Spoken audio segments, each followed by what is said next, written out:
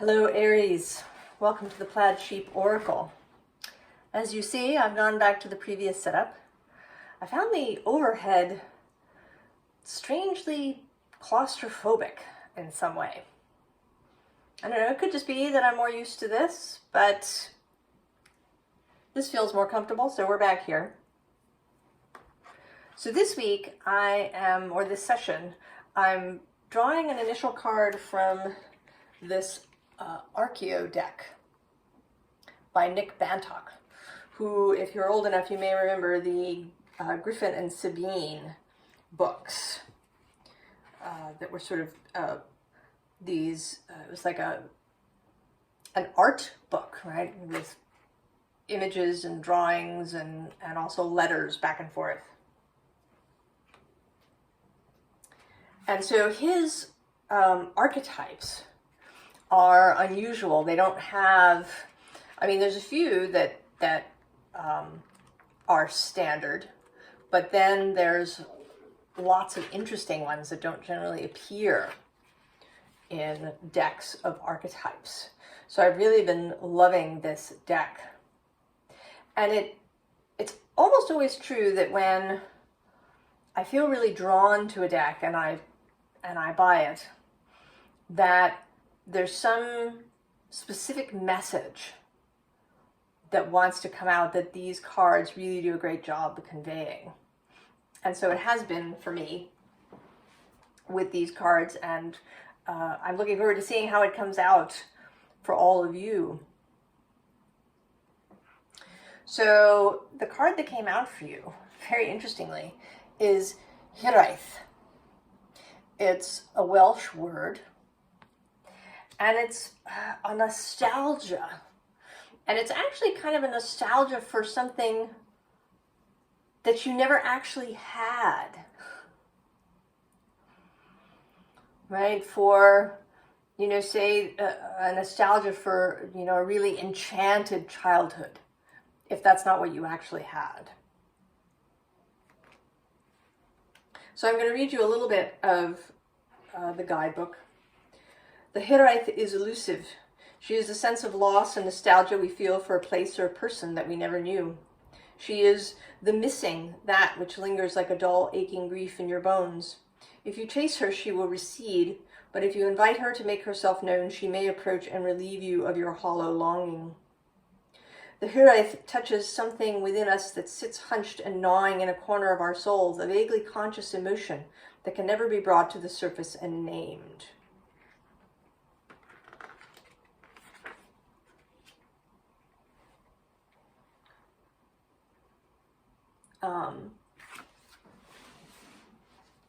So there's something,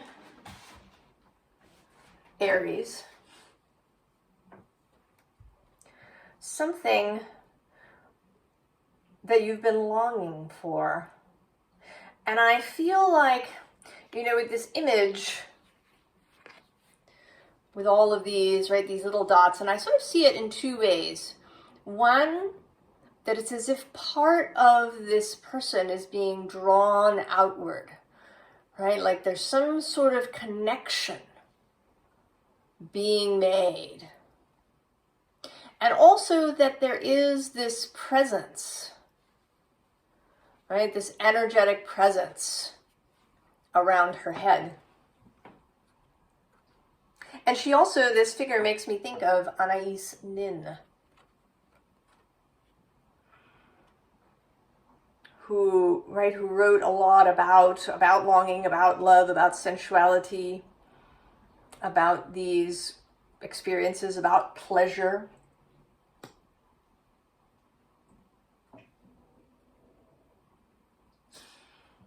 And I want to say, Aries, that you are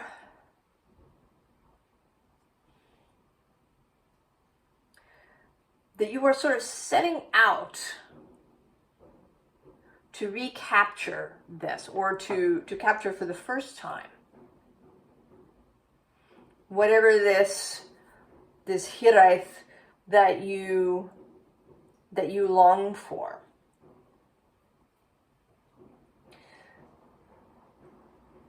And maybe in the past you didn't even really know what it was. that it was so elusive that you couldn't maybe even picture it. But now I think you know what it is. And so we have this 5 of Swords. And, right, ignore that it says defeat. This is about choices and about change. And it may be that up until this point, these 5 swords felt very confusing. You didn't know what it was you were really reaching for. You know, maybe you were attracted to several different swords. Or maybe some of the swords were the usual thing, or the thing you were supposed to be doing. The way that you were supposed to set about something, or goals that you were supposed to have. But something has changed. I'm going to pause on that card and say that at the bottom of this deck is the Ace of Wands. Yeah? The new beginning. I'm recording this on the 24th, but it will come out on the 25th, the day of the Leo full moon. And Leo is a fellow fire sign. And so the energy flows really well and easily. So this Leo full moon is going to be trine any placement you have in Aries, even if it's not an exact trine. There's still, right, this energetic trine happening from fire to fire.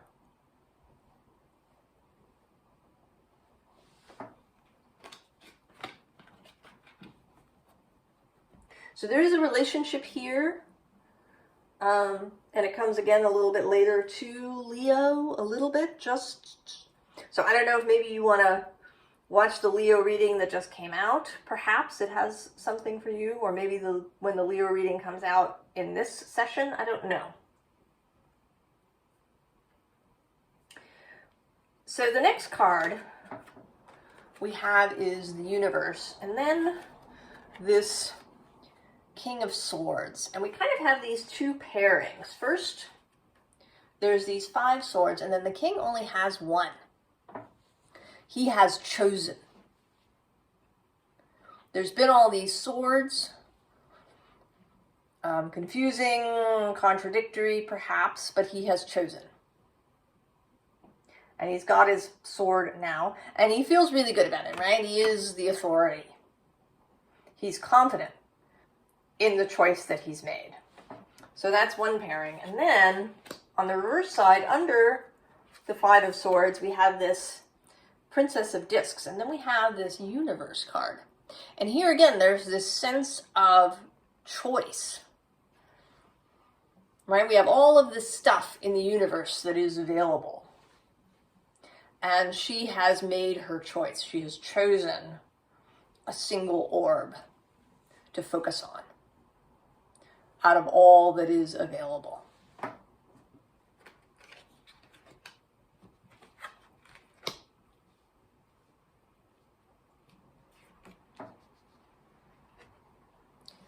And then we have this Queen of Cups.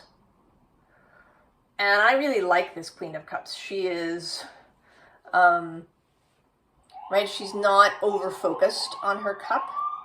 Sometimes the Queen of Cups in the Waite-Smith deck particularly looks a little too sort of obsessed, right? She's staring at her cup.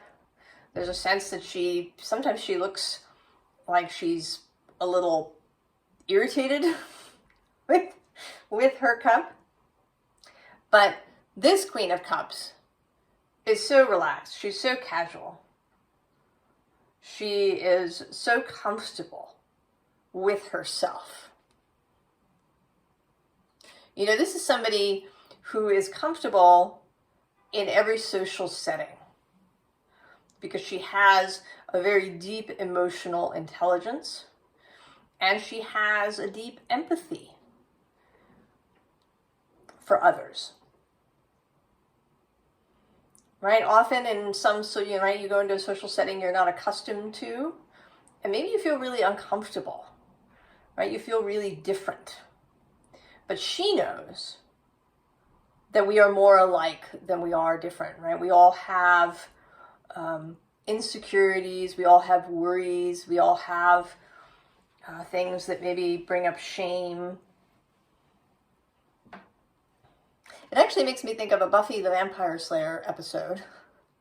I can't remember which season, but she comes into contact with a demon, and as a result, she can read minds.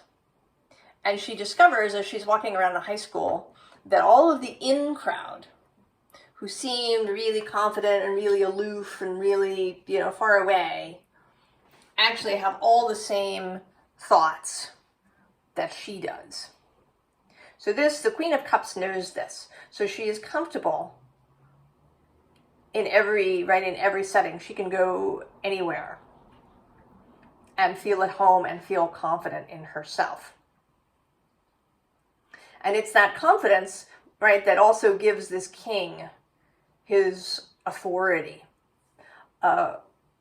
Often in tarot, the two so like the King of Swords and the Queen of Swords would be seen as sort of as a power couple. But I often think that it's when you get complementary or even opposing, or theoretically opposing energies, that you really get a power couple. So like the King of Swords, who has this deep clarity and intellectual authority, and, has his mind all in order. And then the Queen of Cups, who has all of her emotions in order. She is a master of emotion. And the two of them would they would complement each other. So I think that in part, this is you. This is your inner life. And it's possible that this is pointing to some sort of relationship that is on the horizon.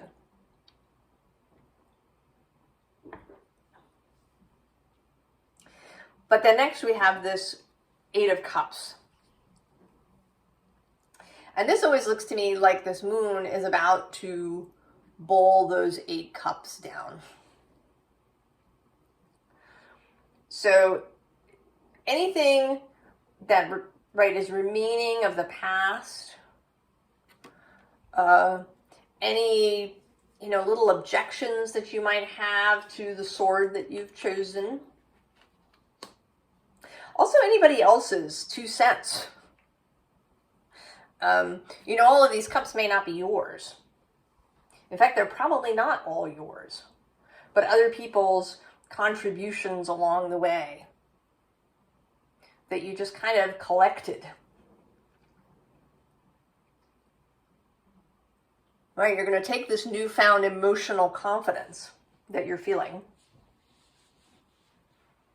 and just, knock all these cups down.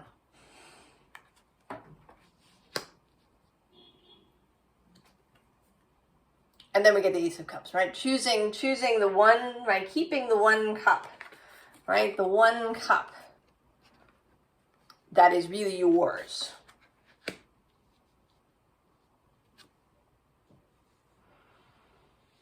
Part of the Hiraeth might be that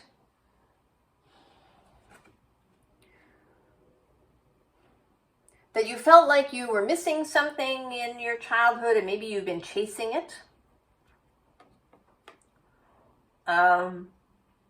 When in fact, maybe you don't really want it. Maybe that isn't what your adult self really wants. You might be having this, this nostalgia for something you never knew and feeling like, well, what if I'd had that? Can I have that? But that kind of what if game isn't necessarily useful. Paying attention to, to the inner child, to what maybe you were missing is important. But maybe you don't have to replace it. Perhaps you can do something else going forward, and you've chosen that. And here you are right below in the invocation in your red dress. Right? This is feeling more confident, really, in this choice that you're making. The bottom of this deck is a repeat of the Eight of Cups. And here,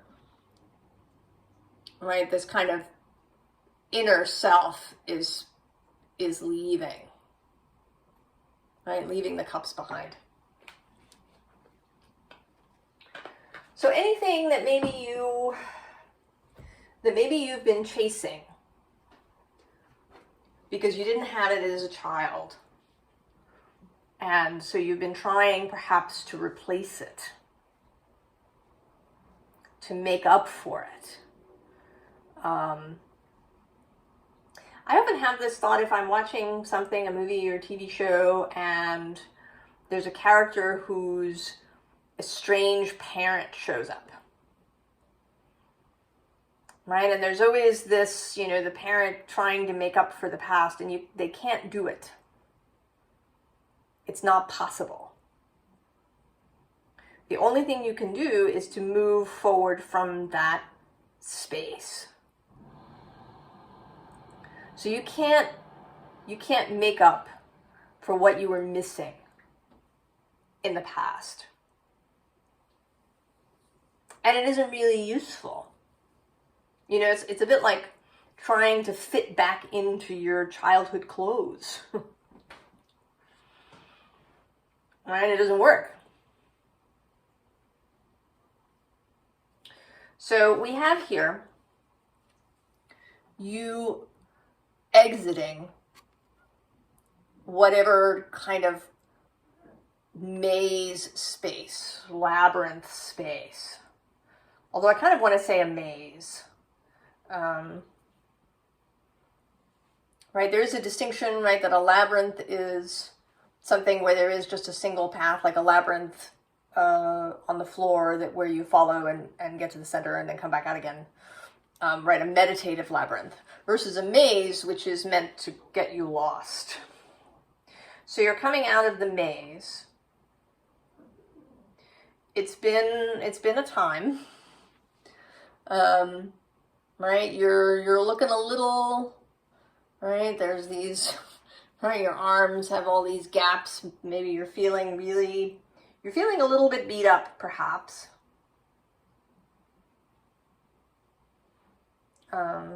It may be that you haven't quite gotten to this, right? This sort of first row is like the ideal, right? This thing that's coming for you. But for the moment, perhaps you've been in this space. And now you're prepared to take a breath, right? You're listening. This Page of Swords. You're listening. You've been thinking really about your choices. You've been considering what it is that you really want, and you're listening for that. And maybe you've even, I actually want to say that you've sent out the call. Right? That you've said to Source, this is what I want. And now you're kind of waiting for the answer to come back. And it may be that you feel like you've been waiting here for a while. That you've been seeing all kinds of messages, but maybe none of them seem to be yours.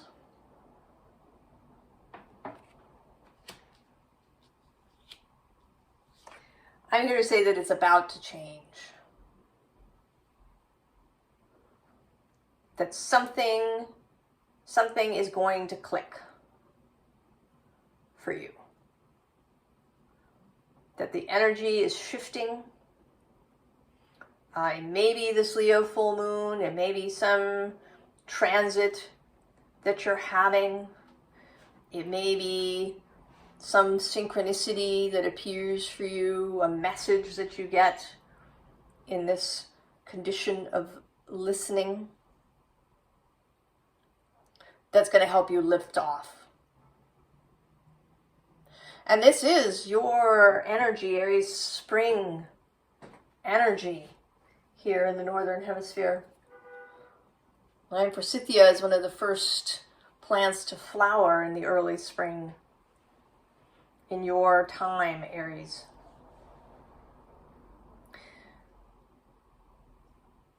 Now we had this past year, this double Aries new moon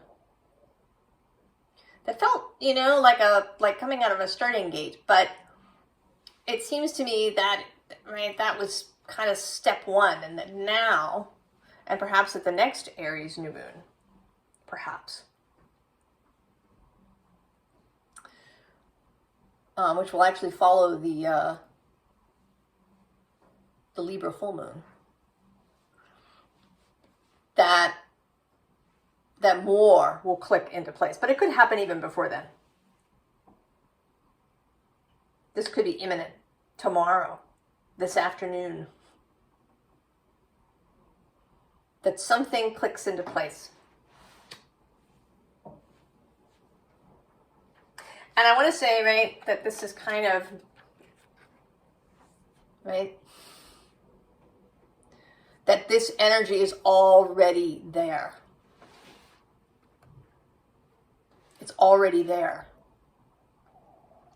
It's a question of seeing it, of becoming aware.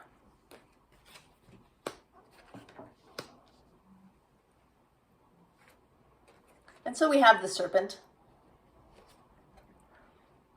Knowledge, healing. And I'm called here to a reading that I listened to this morning by Rustling Around that talks about right, the Ouroboros, the world serpent, and finding a way to get that, your personal Ouroboros, to release its tail so that it can shed its skin.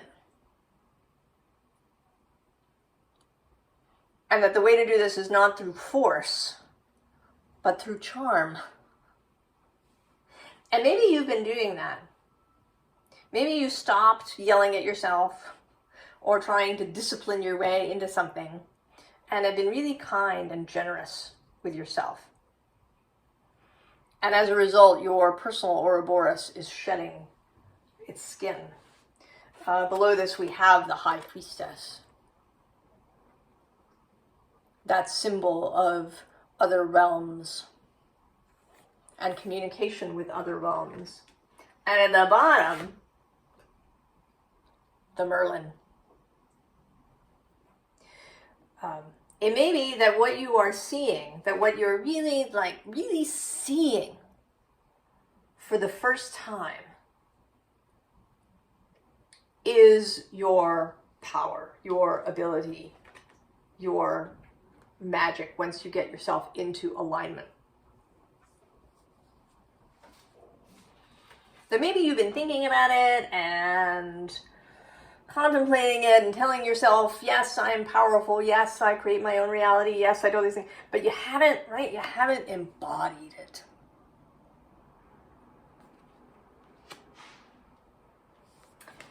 And now, both with this frog, cleaning house, releasing emotional baggage, right? The Eight of Cups repeating itself. And then birth, rebirth. And then this forgiveness card, which is probably more about forgiving yourself.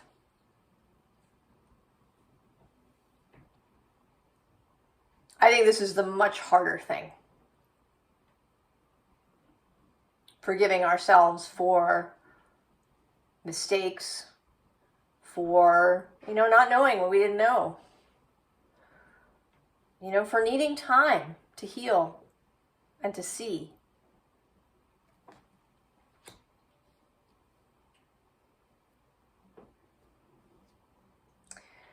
So we have this room here, right? The room that you have been in, that you've been living in up until this point, without really, I mean, you sort of know, right? There's a window, that there's other places except this world, but again, not really feeling it.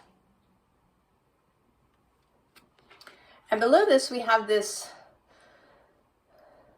leggerezza, this lightness, this butterfly energy of transformation that I want to say has been going on in the background.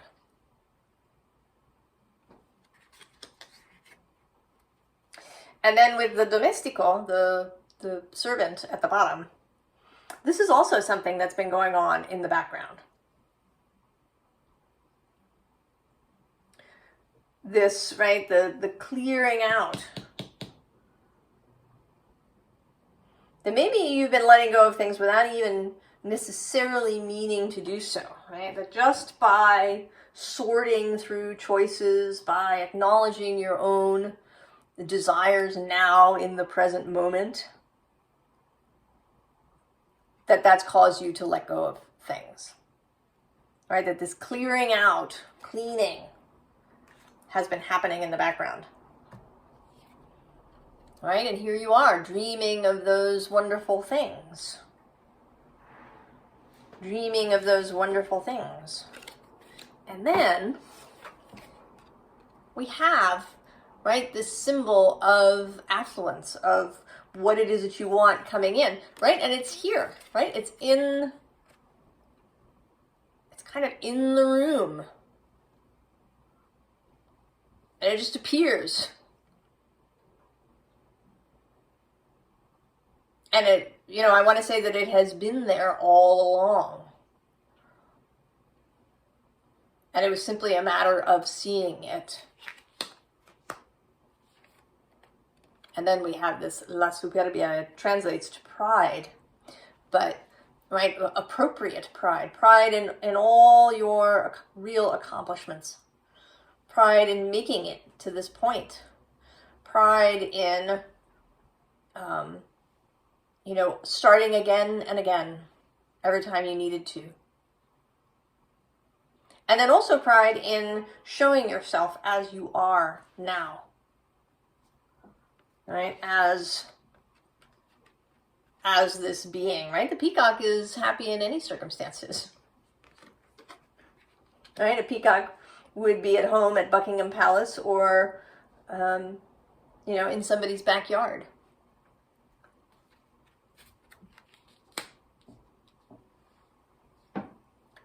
Advice. We've had a little bit, and here is kind of the connection to Leo. This card came out in Leo's reading, the end call. Healer, seer, soul purpose.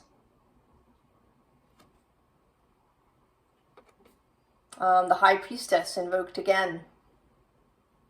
This both this is kind of this same thing, right? That there is both a covering, right? The call when a baby is born and call. So on the one hand it is, right, it is a covering. They may keep things secret, keep things hidden.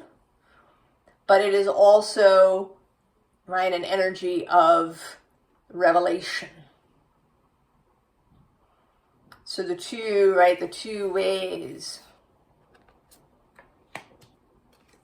Below that we have the rainbow. Sweet relief, new beginnings, a new way forward. Well, then actually we have the pearl. Alchemy, the reward at the end, from grit to grace. Yeah. And echoing that at the bottom, we have the great severing. Mars energy. Anger, conflict, softening to love. And that may be a big part of it. Right? A softening. Aries,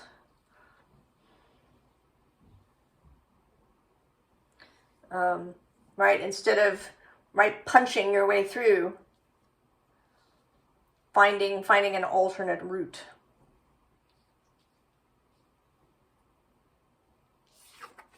So trust the timing. Trust the wave you came in on. Time is not running out.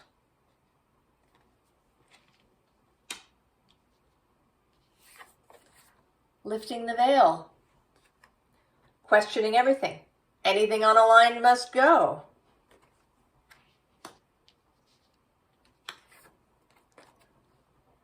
Planetary wave. Soul mission. Trust the inner call. Soul team. Right? So seeing what is there and really seeing it. Not just intellectually, but kind of in a full embodied way.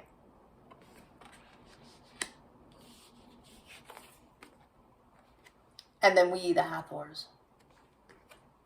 Deep love, mother's milk, birth as portal. Right, this rebirth. And even I want to say, right, like a whole new thing. Letting go of the idea that you can replace what you were missing in your childhood. That maybe that is no longer really in any way what you need.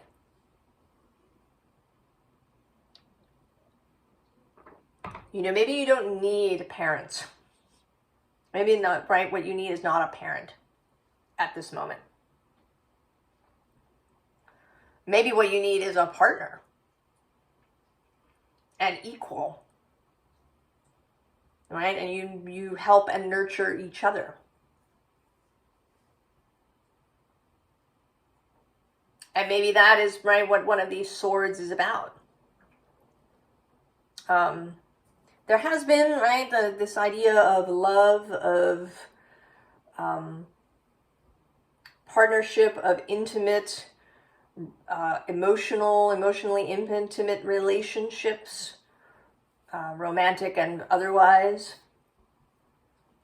has been floating through the readings. And it could be meeting somebody new, or it could be changing the relationship that you have.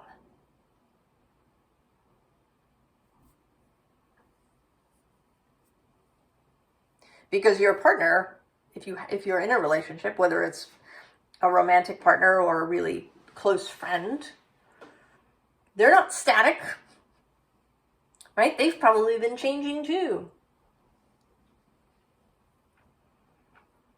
And maybe you're both ready, right, to step into this, right? And then now you don't need a parent, you need a partner, an equal.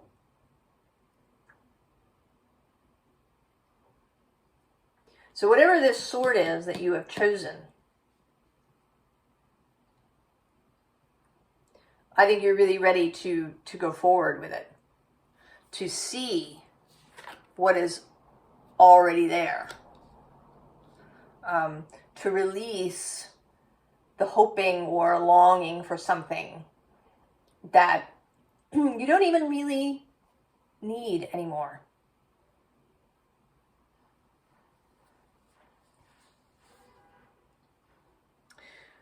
I wish you all the very, very best, Aries, on this